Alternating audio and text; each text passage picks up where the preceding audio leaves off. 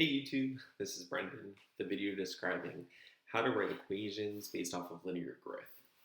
So what is linear growth? Well, linear growth is something that we're very used to thinking about. It's very common in everyday life. It just means that you're changing by a set amount in one variable for the same change in an amount in another variable. So for example, if you get your first job, maybe you make $10 per hour. For every 1 hour that goes by, you accumulate $10. It also might be something along the lines of you're running. Maybe you run 8 miles per hour. So for every 1 hour that passes, you run 8 miles. So for every fixed change in your x variable or your independent variable, you change by a fixed amount in your y value. And probably the best way to learn this is just how to model functions based off of how to write equations that model functions based off of linear growth. So let's say for problem 1 here, John spends $500 to purchase a lawnmower for his business. So that's an expense. And if he makes $40 for every lawn L that he mows, that's going to be kind of his income. That's how he's making money off this business. We need to write an equation to model his profit. And his profit is going to be given by P sub L. So if John were to make, if we were to try to model what John makes, we would write P sub L. His profit is a function of the number of lawns that he mows. And this profit's going to equal, let's see, he gets $40 for every lawn, so that's going to be 40 times L. But then he kind of starts off in the red, right? He's lost money at the beginning purchasing the lawnmower, so it's going to be 40L minus $500. This first term represents his revenue, the second term represents his costs. Take a look at the second one. Jackie makes a salary of $40,000 per year. Jackie receives a commission of 20% of her sales, which is represented by the variable S.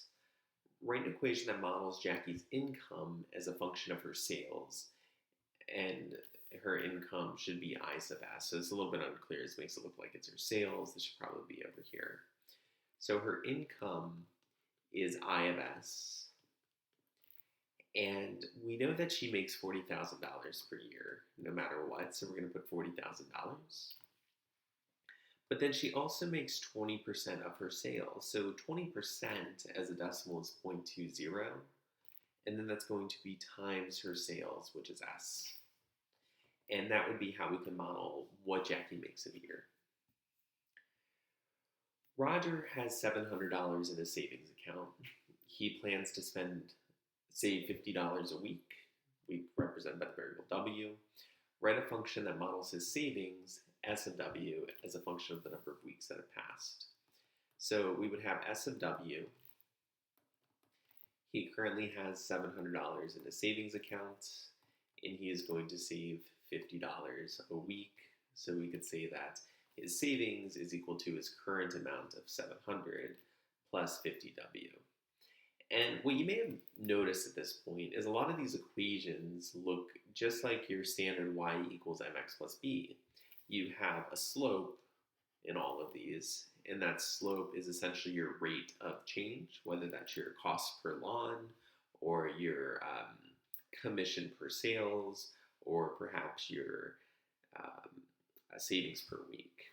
And then you have some constant term, which is just your starting value, so it's whatever you start with. So it looks a lot like y equals mx plus b. Now, this is a problem type that is very similar, but just has kind of a little extra twist to it. So what happens here is the person doesn't start getting charged or start saving until after the first. So when you have after the first, instead of x or s or t or whatever variable you use, you're going to have to do, say, x minus 1, s minus 1, t minus 1. So if Kelly is throwing a birthday party and it costs $100 to rent a party room, plus an additional $10 per person that attends after the first. So that after the first is the hint that it's going to have to be something minus 1. Write a function C of P that models the cost as a function of the number of people that attend. So it's $100 up front but then it's going to be $10 a person, but that only goes into effect after the first person. So we'd have to put a P minus 1 here because Kelly is just paying the $100 and she's included in that $100. But once she brings a friend, so there would be two people present, both Kelly and her friend, then we would add $10 for that friend. A painter charges $500 for a paint job.